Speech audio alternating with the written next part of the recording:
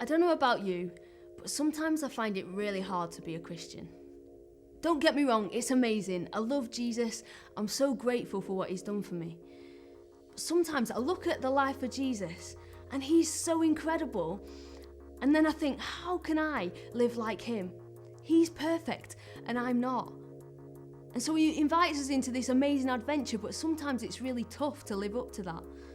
He says things like, instead of hating your enemies and getting revenge, that we should love our enemies and pray for them. And for me, with all the will in the world, I really struggle to love people who hurt me. I don't know if you can relate to that. Thankfully, there is hope. 2 Corinthians chapter 3 verse 18 says, "And the Lord, who is the Spirit, makes us more and more like him as we are changed into his glorious image." You see, God doesn't expect us to do it all by ourselves. In fact, he gave us the Holy Spirit to help us live our lives in a way that pleases God. God knows that we can't be like Jesus in our own strength. Otherwise, Jesus wouldn't have needed to die for us. So the Spirit lives within us and he transforms us to be more and more like Jesus as we journey with him. And sometimes that's a dramatic overnight transformation. But more often than that, it doesn't happen overnight. It takes time for our character to change.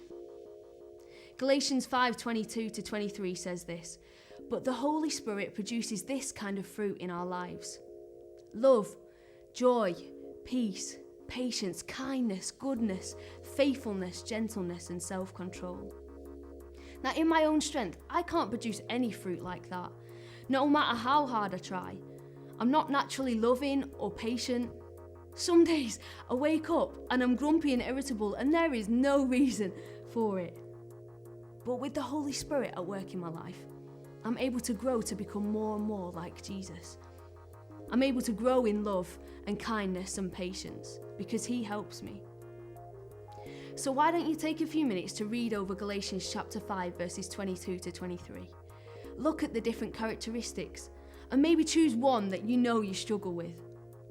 For the next couple of weeks, ask the Holy Spirit to help you in that specific area and see what happens.